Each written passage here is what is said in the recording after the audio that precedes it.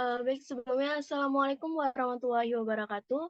Di sini kami dari kelompok Agama Islam R15, yaitu dengan kelompok 11, dengan judul Project Dakwah yaitu menebar berkah dengan kebaikan yang diampu oleh Bapak Yoga Anjas. Sebelumnya izinkan kami memperkenalkan diri terlebih dahulu.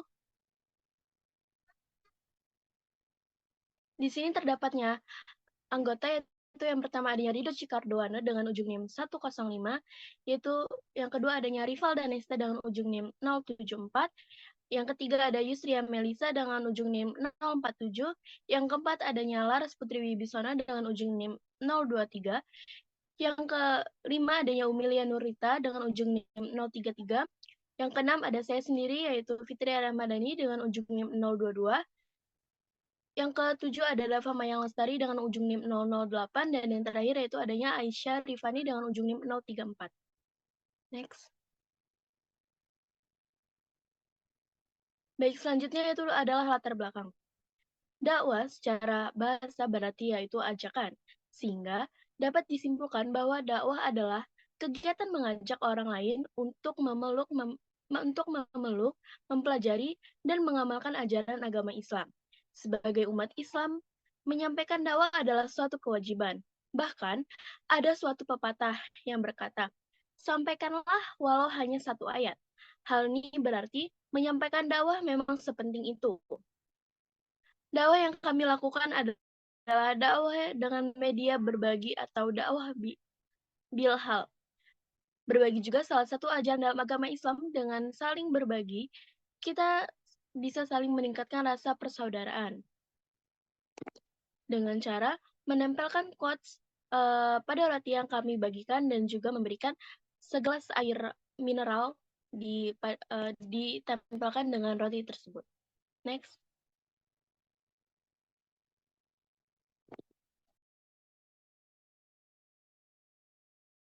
Adapun waktu dan tempat kami melakukan dakwah.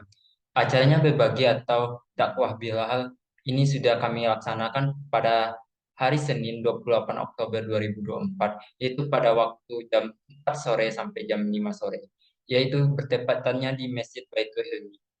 Next.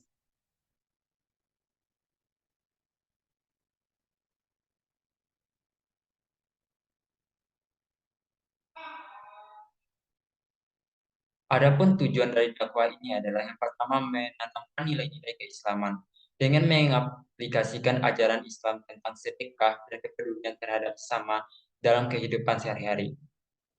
Tujuan yang kedua adalah membangun ukhuwah Islamiyah dengan menguatkan rasa persaudaraan dan kebersamaan melalui aksi nyata yang bermanfaat.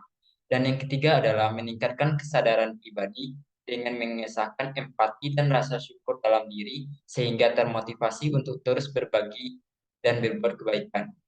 Next. Selanjutnya yaitu manajemen dakwah. Dalam Islam, manajemen berlandaskan nilai Hanif, yaitu fitrah manusia yang lurus dan cenderung pada kebaikan. Nilai ini membimbing keputusan yang etis, jujur, dan adil, menjadikan manajemen sarana mencapai tujuan sekaligus menjunjung kebaikan. Hal ini sesuai dengan hadis qudsi. Aku menciptakan hamba-hambaku dalam keadaan hanif, tetapi setan menyesatkan mereka dari agama mereka. Tujuan manajemen dakwah ini sendiri yaitu memastikan segala proses dakwah berjalan dengan lancar dan dilaksanakan secara profesional. Selanjutnya adalah fungsi dari manajemen dakwah. Fungsinya itu adalah memastikan bahwa kegiatan dakwah berjalan secara terstruktur dan efektif, meliputi perencanaan, pengkoordinasian, pelaksanaan, dan juga pengawasan. Dengan manajemen dakwah yang baik, dakwah dapat memberikan dampak yang lebih optimal dan berkelanjutan. Untuk fungsi yang pertama itu adalah rikobah, yaitu fungsi pengawasan dan evaluasi untuk memastikan bahwa semua aspek kegiatan dakwah berjalan sesuai dengan tujuan yang telah ditetapkan. Hal ini melibatkan pemantauan pelaksanaan dakwah secara berkelanjutan, mengidentifikasi kendala, memberikan masukan dan koreksi agar proses dakwah tetap berjalan dengan efektif dan juga terarah.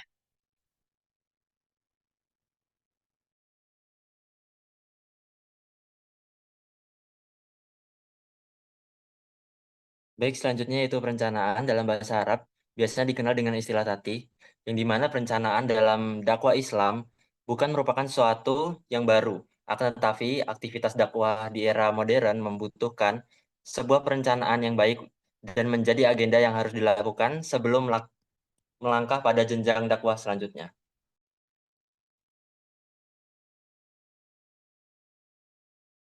Selanjutnya ada tanzim, yang dimana fungsi pengorganisasian yang bertujuan untuk mengatur dan mengelola sumber daya agar kegiatan dakwah berjalan lancar dan efektif, meliputi pembagian tugas, penetapan struktur organisasi, koordinasi antar anggota tim dakwah, serta pengelolaan waktu, tenaga, dan dana secara optimal.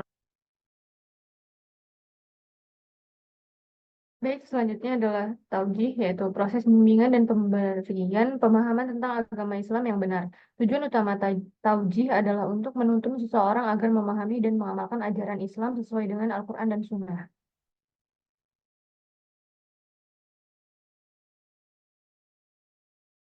Berikutnya adalah unsur-unsur manajemen dakwah. Yang pertama itu adalah dai atau subjeknya, yaitu individu yang berperan sebagai pengajak dalam dakwah, baik melalui lisan, tulisan, ataupun perbuatan untuk menyebarkan ajaran Islam. Kemudian ada mad'u, yaitu manusia sebagai objek dakwah, berarti semua individu yang menjadi target penyampaian ajaran agama Islam. Selanjutnya ada maddah, yaitu pesan atau materi dakwah yang disampaikan oleh dai kepada mad'u. Selanjutnya ada wasilah. Wasilah adalah media yang digunakan sebagai sarana untuk menghubungkan pesan dakwah dengan mad'u. Next. Selanjutnya ada thariqah, yaitu metode atau cara yang digunakan dai dalam menyampaikan dakwah untuk mengatasi hambatan dan mencapai tujuan dakwah secara efektif dan efisien.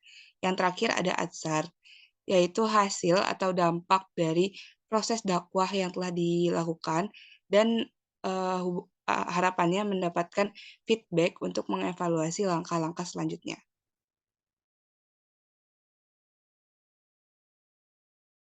Baik, berikutnya adalah analisis SWOT, yang dimana di sini kami mengambil 1-2 poin penting dari masing-masing aspeknya. Yang pertama dari stretch, yaitu pada Masjid Baitul Ilmi ini terletak di lokasi kampus yang strategis, sehingga sangat memudahkan akses untuk mahasiswa, dosen, serta masyarakat di sekitarnya. Lalu, dengan partisipasi aktif, mahasiswa, dosen, tenaga kerja, dan sivitas kampus dapat memperkuat ikatan sosial dan membantu menciptakan dampak positif dalam masyarakat sekitar. Pada bagian weakness, yang dimana kami di sini mengambil poin keterbatasan dana yang menjadi tantangan utama dalam menjalankan program tersebut.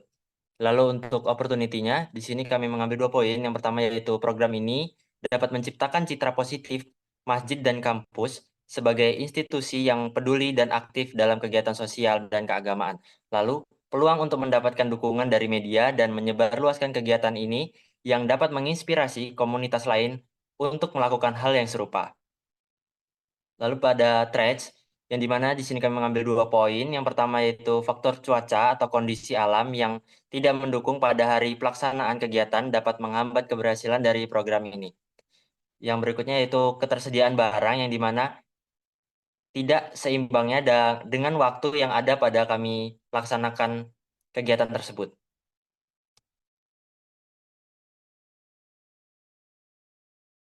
Baik, yang terakhir yaitu adalah penutup. Melalui program Project Dakwah ini, kami berharap dapat menyampaikan pesan penting tentang kekuatan berbagi dan keteladanan dalam menyebarkan kebaikan. Kami mengundang semua pihak untuk bersama-sama mendukung inisiatif ini, baik dengan tenaga, ide, maupun doa. Mari jadikan setiap langkah kecil kita sebagai inspirasi bagi banyak orang, karena dari kebaikan sederhana, kita dapat membangun masyarakat yang lebih peduli dan harmonis. Terima kasih atas perhatian dan dukungannya. Next.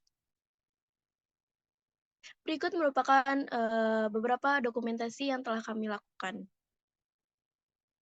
Next. Baik, cukup sekian presentasi dari kelompok kami. Saya sebagai moderator, mohon maaf bila ada kesalahan kata, dan saya akhiri. Wassalamualaikum warahmatullahi wabarakatuh.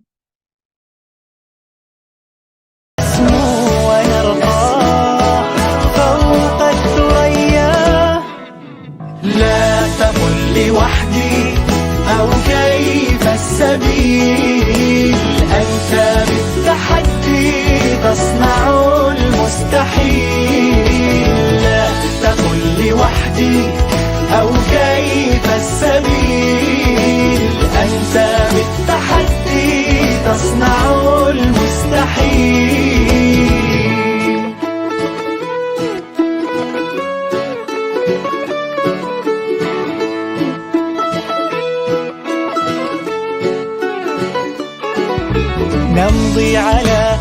عن الهدى وعن المبادئ لا نميل، بالعزم نجتاز المدى ونسابق الدرب الطويل. افرض وجودك في الحياة وكن كما وقع المطر، وانثر حروفك في السماء نورا كما ضوء القمر.